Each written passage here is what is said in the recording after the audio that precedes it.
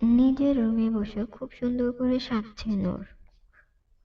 সুন্দর করে শাড়ি পরেছে, কালো শাড়ি, খোলা চুলে, এদিকে সুন্দর করে দুটি লাল টকটকে গোলাপ লাগানো, মুখে মেকআপ, চোখে কাজল, আর সাথে আইলাইনার, মাস্কারা, ঠোঁটে লাল লিপস্টিক লাগিয়েছে।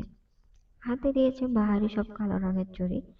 যতই হোক আজ তার প্রিয় মানুষটির বিয়ে বলে কথা, তাকে তো সুন্দর করে সাজতেই হবে। আজ আর নূর চোখে চশমা পরেনি। আজ প্রথম সে সেজেছে, খুব যত্ন করে সেজেছে। নিজেকে নিজে আরো একবার ভালো করে দেখে নিল কোনো কিছুর কমতি পড়েছে কিনা। নিজের রুম থেকে বের হয়ে নিচে নামতেই সবাই অবাক হয়ে তাকিয়ে আছে, যেন দিনের বেলা ভূত দেখার মতো। নূর কারো দিকে না তাকিয়ে সোজা আদি ভাইয়ের সামনে গেল। নূরকে নিজের দিকে এই সাজে আসতে দেখে বুকটা কেঁপে উঠল আদির। নূর গিয়ে বলল, আমাকে কেমন লাগছে ভাইয়া? নূর হাসি দিয়ে ভাইয়ের মুখের দিকে তাকিয়ে আছে। উত্তরে অপেক্ষা না করেই নূর আবারও বলে উঠল, জানি তো, খুব সুন্দর লাগছে। এই দেখুন সবাই কেমন আমার দিকে তাকিয়ে আছে। ভাইয়ার পাশেই তার সদ্য বিয়ে করা বউ সম্পর্কে আমাদের ফকিরমনির একমাত্র সুন্দরী, মেধাবী, হাজার গুণের অধিকারী মেয়ে বসে আছে, যার একটাও নূরের মধ্যে নেই। নূর এবার আমার বেস্ট ফ্রেন্ডের রোহির দিকে তাকিয়ে বললাম, ভাবি আমাকে কেমন লাগছে?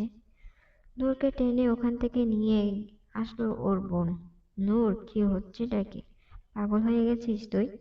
কি করছিস কি তুই নিজে জানিস? নূর, কি করেছে আজব? তুমি আমার সাথে এভাবে কেন কথা বলছো?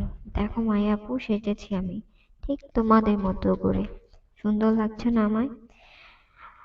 মাহি, নূর তুই এমনিতেই অনেক সুন্দর, আয় আমার সাথে। নূর, কেন? আমি এখানে থাকলে কি সমস্যা? আমি থাকি না, আমিও মজা করব, ডান্স করব। শত হলো আমার চাচাতো ভাইয়ের বিয়ে বলে কথা। মাহি নূরের দিকে ছল ছল চোখে তাকালো। কতটা কষ্ট লুকিয়ে মেয়েটা হাসছে। কে বলবে এই মেয়ের 3 বছরের প্রেমিকের আজ বিয়ে, তাও নিজের বেস্ট ফ্রেন্ডের সাথে।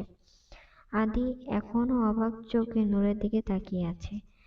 প্রথমে একটু চিনতে অসুবিধা হলেও যখন নূর বলল, ভাইয়া আমাকে কেমন লাগছে, তখন আদি শিওর হয় এটাই নূর।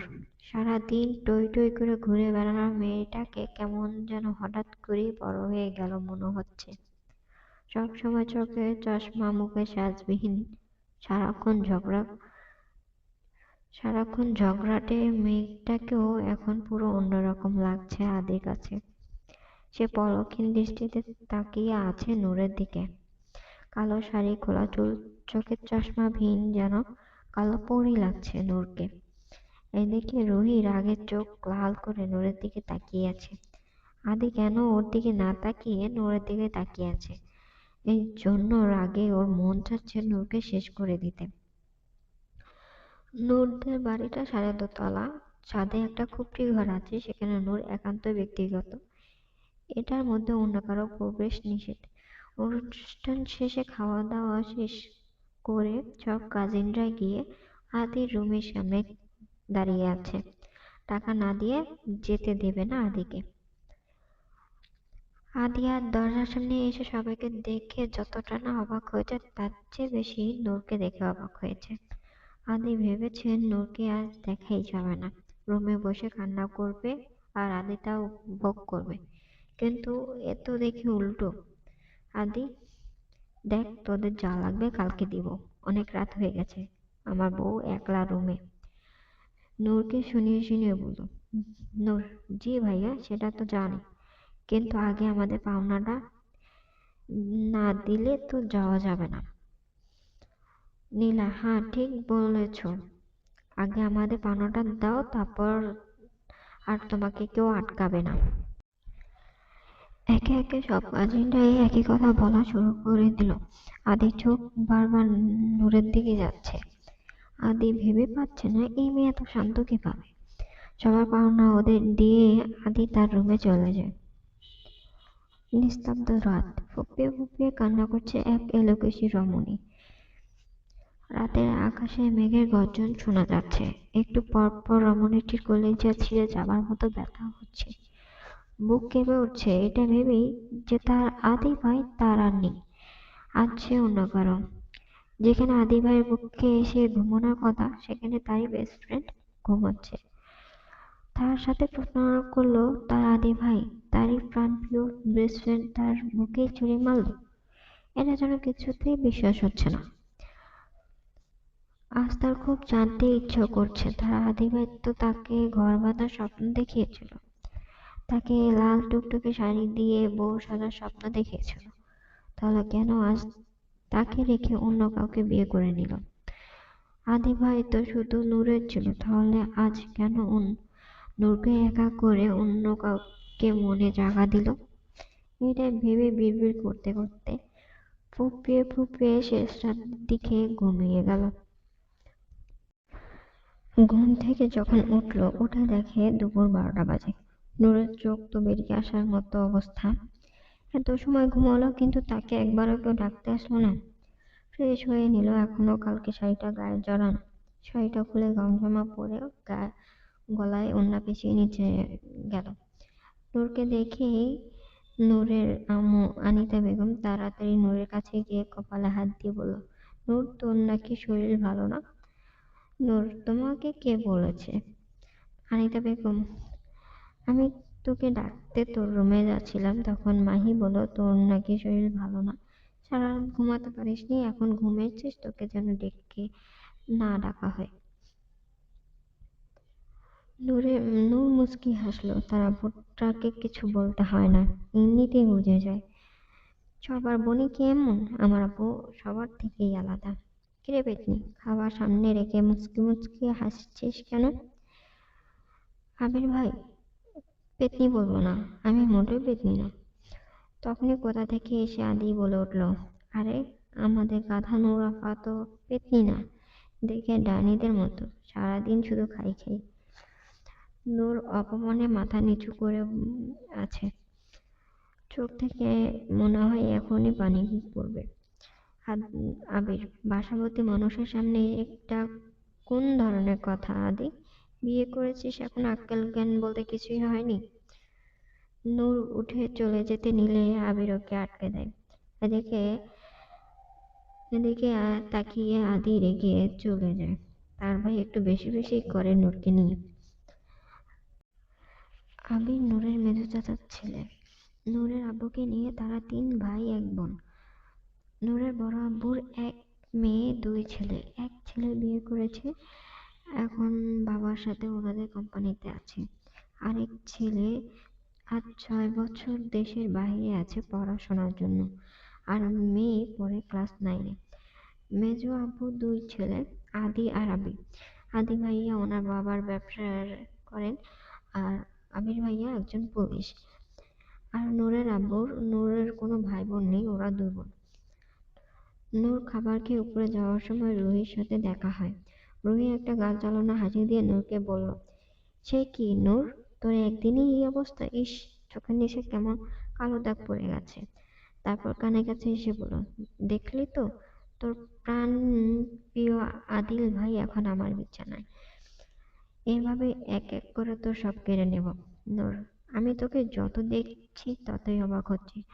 তুই আমার বেস্ট ফ্রেন্ড ছিলি, এটা ভেবেই আমার অবাক লাগছে। মানুষ কতটা নিচে নামতে পারে সেটা তোকে দেখলেই বুঝলাম। তোর মতো বন্ধু যেন আল্লাহ যেন আমার কোনো শত্রুকেও না দেয়। বলে নূর রুমে গিয়ে দরজা আটকিয়ে নিচে হাঁটু গেড়ে বসে এতক্ষণ আটকে রাখা কান্নাগুলো যেন এখন চিৎকার রূপে বেরিয়ে আসছে। আমার ভালো লাগছে না আম্মু, আমি খাবো না। আনিতে পাবো, খাবি না মানে কি? অল্প করে হলেও খেয়ে যা। নূর, খাবো না, পেট ভরা। মাহি, এভাবে রাতে না খেয়ে ঘুমাতে নেই, চুপচাপ খেয়ে নে নূর। নূর, বললাম তো খাবো না। ভাবে এসে বলল, চলো নূর, আজ আমি তোমাকে খাইয়ে দিই। চোখ মুখ কেমন দিন দিন শুকিয়ে যাচ্ছে। জিসান ভাইয়ের বউ, বাড়ির বড় বউ, তবে ভাবি খুব ভালো আর মিশুকো। আরে আমি বুঝতে পারছি না, ও যেহেতু খেতে চাচ্ছে না তাহলে এত জোরাজুরি করার কি আছে? ছোট মা, তোমার মেয়েকে দেখে মনে হচ্ছে বেচারির তার প্রেমিক ছেড়ে চলে গেছে, বলে হাসা শুরু করে দিল আদি ভাই। সবাই অবাক হয়ে নূরের দিকে তাকালো। নূরের আম্মু আনিতা বেগম তো নূরকে বলল, কি রে মা, সত্যি কি এমন কিছু হয়েছে? নূর ছল ছল চোখে ওর আম্মুর দিকে তাকালো। মাহি রেগে বলে উঠল, মানুষের লজ্জা বলতে কিছু একটা থাকে, কিন্তু আদি ভাই তোমার দেখছি লজ্জা শরমের ছিটেফোঁটাও নেই। নূর ঘৃণা চোখে আদির দিকে তাকালো। আগে যেই চোখে এক সমুদ্র ভালোবাসা নিয়ে লোকটার দিকে তাকাতো, আজ সেই লোকটার দিকে এক আকাশ সমান ঘৃণা নিয়ে তাকালো। কতটা নিচে নামতে পারে মানুষ, এই মানুষটাকে না দেখলে বুঝতেই পারতো না নূর। ছলনা আরেক নাম হলো পুরুষ, তা নূর তার আদি ভাইকে দেখেই বুঝলো। আর কোনোদিন সে কাউকে ভালোবাসবে না, বিশ্বাস করবে না। একবার বিশ্বাস করে ঠকেছে, সে খুব বাজে ভাবে ঠকেছে। নূর উঠে চলে গেল। অনেক আর অনেকবার পিছু ডাকলো আনিতা বেগম, কিন্তু নূর একটাবারও ফিরে তাকালো না। মাহিও হাতে প্লেটটা আওয়াজ করে টেবিলের উপরে রেখে পিছু পিছু চলে গেল। অনিতা বেগম খুব চিন্তিত তার দুই মেয়েকে নিয়ে। এত হাসি খুশি মেয়েগুলো হঠাৎ কেন এত নিশ্চুপ হয়ে গেল, এইসব ভাবতে ভাবতে উনি রান্নাঘরে চলে গেলেন। আদি একটা শয়তানি হাসি দিয়ে নিজের রুমে চলে গেল। গিটার হাতে মাঝরাতে ছাদের কিনারায় ঘেঁষে বসে আছে টেলিভিশন মেয়ে। আকাশের দিকে তাকিয়ে গিটার টুংটাং আওয়াজ তুলে গেয়ে উঠল। গানটা তোমরা নিজ দায়িত্বে পড়ে নিও, ওকে? গান থামিয়ে ডুব দিল তার সেই অতীতের স্মৃতিতে। তখন নূর ক্লাস নাইনের ছাত্রী। প্রতিদিন আদি ওকে বাইক করে স্কুলে দিয়ে আসতো, আবার নিয়ে আসতো। আদি নিজে ওকে পড়াতো। নূরের প্রতি আদি খুব সিরিয়াস ছিল। প্রতি সপ্তাহে একবার করে ফুচকা খাওয়াতে নিয়ে যেত। আস্তে আস্তে নূর ছোট মনেই আদি জায়গা করে নিল। ক্লাস টেনে ওঠার পর আদি যখন নূরের মধ্যে সম্পর্ক শুরু হয়, নূর বেস্ট ফ্রেন্ড হলো রুহি। রুহি আদি আর নূর সবকিছুতেই জানতো। আস্তে আস্তে নূর আর আদি ভালোবাসা আরো গভীর হতে লাগলো। স্কুল শেষ করে কত জায়গায় ঘুরতে যেত, দিনগুলো কতই না সুন্দর ছিল। নূর কলেজে উঠলো। একদিন আদি তার জন্মদিনে উপহার হিসেবে নূরের কাছে একটি রাগ ছিল। নূর তাতে না বলে দিয়েছিল। আদি অনেক রকম ভাবে নূরকে বোঝানোর পরও যখন নূর রাজি হলো না, তখন রেগে ব্রেকআপ করে দিল। নূর সেদিন বাসায় এসে প্রচুর কান্না করেছে। তারপর ছাদে এসে গিটার বাজাতে শুরু করলো। নূরের একটা বাজে স্বভাব, যখন মন খারাপ থাকে তখন গিটার বাজায়। নূর গাইতে শুরু করলো, এটাও নিজ দায়িত্বে উম, পড়ে নিবে সবাই। এভাবে অনেকদিন পেরিয়ে যায়। নূর আর আদির সম্পর্ক আবার ঠিক হয়ে যায়। একদিন নূর সন্ধ্যায় ছাদে যায়। ছাদে গিয়ে নিশ্চুপ হয়ে তাকিয়ে থাকে সামনে দোলনায় বসে থাকা নরনারীর দিকে। নূরের চোখের সামনে তার ভালোবাসার মানুষটি দোলনায় বসে আছে।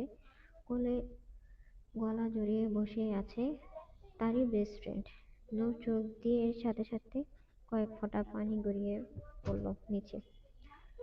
আরে, তো কেমন লাগলো আমাদের একসাথে? উফ, আমি তো ভাবলাম আর কয়েকদিন পুতুল পুতুল খেলা খেলবো, আর হলো না। দেখে ফেললি আমাদের আমাদের নিশ্চয়ই খুব মানিয়েছে, তাই না?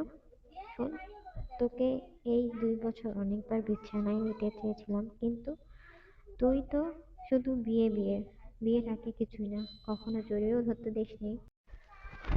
তুই এই 2 বছরে যা দিতে না পেরেছিস, রুহি আমাকে এই কয়েকদিনে দিয়েছে। আমার ভাবনা থেকেও বেশি দিয়েছে। নূর, ছি ভাইয়া, তুমি আমার চাচাতো ভাই সেটা ভাবতেই আমার ঘৃণা হচ্ছে।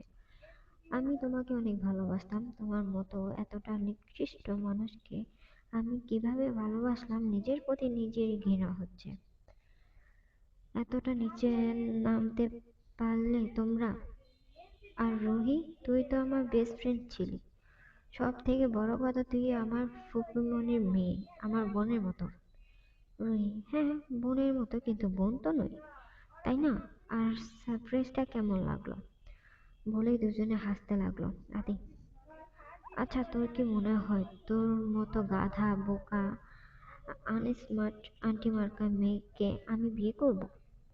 আমার জন্য রুহির মতো স্মার্ট, মডার্ন, মেধাবী মেয়ে ডিজার্ভ করে। তোর মতো মেয়ের সাথে শুধু প্রেম প্রেম পুতুল পুতুল খেলা যায়। অপমানে নূরের চোখ দিয়ে অনর্গল পানি পড়ছে। আর কিছু না বলেই নূর যখন চলে যাওয়ার জন্য পিছন ফিরল, ছাদের দরজা থেকে ফেরা আরামে চলে গেল। রোহি দৌড়ে নূরের সামনে গিয়ে দাঁড়ালাম। এ কি নূর, এটা কিন্তু একদম ঠিক না। তুই কিছু না বলেই চলে যাচ্ছিস। আচ্ছা শোন, কাল তোর জন্য অনেক বড় একটা সারপ্রাইজ আছে। নূর রুহিকে ধাক্কা দিয়ে নিজের সামনে থেকে সরিয়ে দৌড়ে ছাদ থেকে নেমে নিজের রুমে চলে গেল। অতিরিক্ত কান্নার ফলে নূরের মাথা ব্যথা শুরু হয়। সারা রাত মাথা ব্যথায় ছটফট করে শেষ রাতের দিকে মাহি ওকে মেডিসিন খেয়ে ঘুম পাড়িয়ে দিয়ে যায়।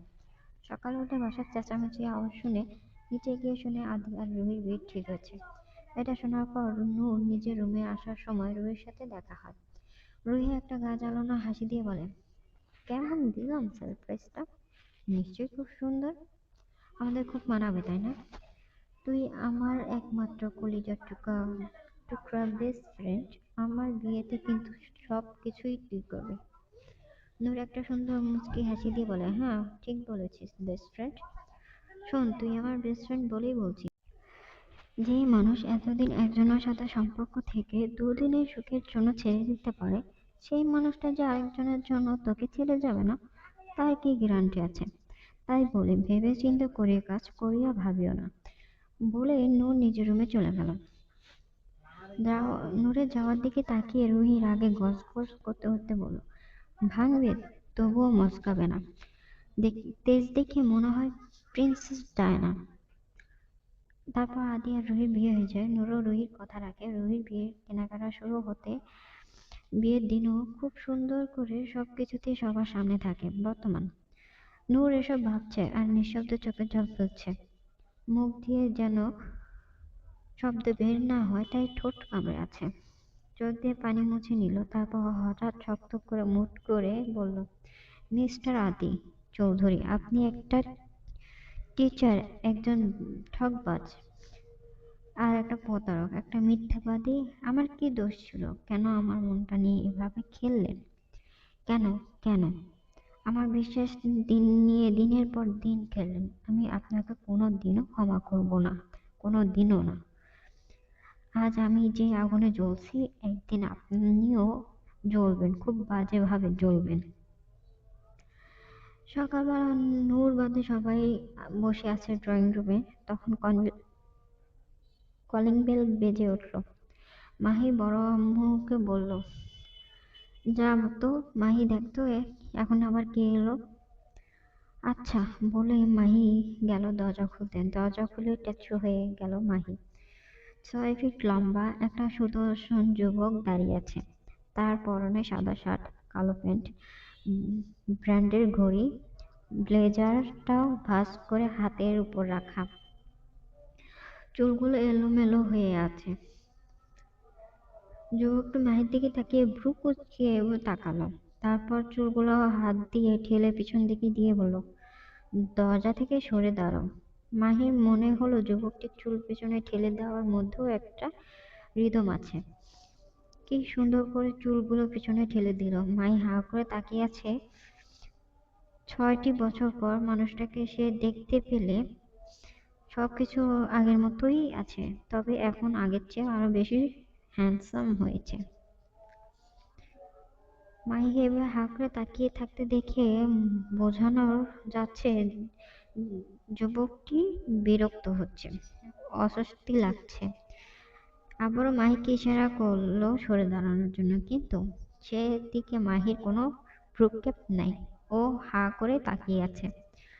তো তাকিয়ে আছে, যেন স্বপ্ন দেখছে সে।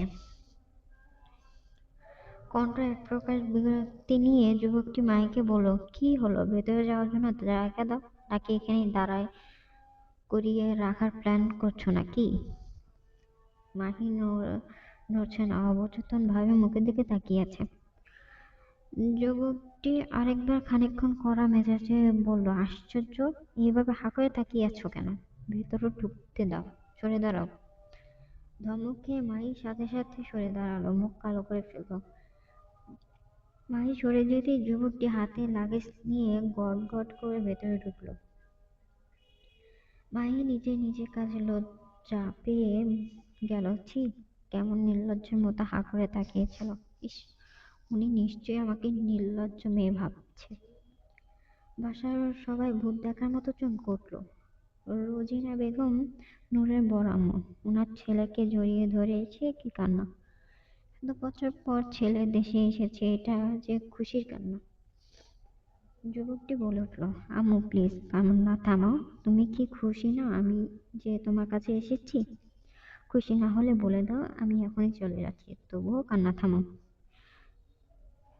রোজিনা বেগম বলে উঠল, ধুর পাজি ছেলে, এটা তো খুশির কান্না। আলহামদুলিল্লাহ, যাক অবশেষে তোর সুমতি হলো। এত বলি দেশে আয় দেশে আয়।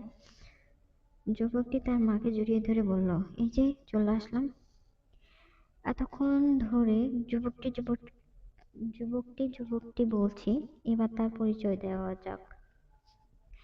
রুদ্র চৌধুরী মেডিকেল পড়াশোনা শেষ করার জন্য লন্ডনে গিয়েছিল। 6 বছর পর আজ দেশে ফিরল। হার্টের ডক্টর রুদ্র চৌধুরী। রুদ্র সবার সাথে কথা বলল। রুদ্র মেজ আম্মুর বলে উঠল, রুদ্র একবার বলে আসলে এমন কি হতো? এবার জানিয়ে আসলে তো পারতি। রুদ্র, আচ্ছা মেজাম্মু তুমিই বলো। যদি জানিয়ে আসতাম তাহলে কি তোমাদের এভাবে চমকে দিতে পারতাম? আর আদি ভাইয়ার বিয়ে করেছে আর আমি আসবো না তা কি করে হয়? তাই সবাইকে সারপ্রাইজ দিতে চলে আসলাম।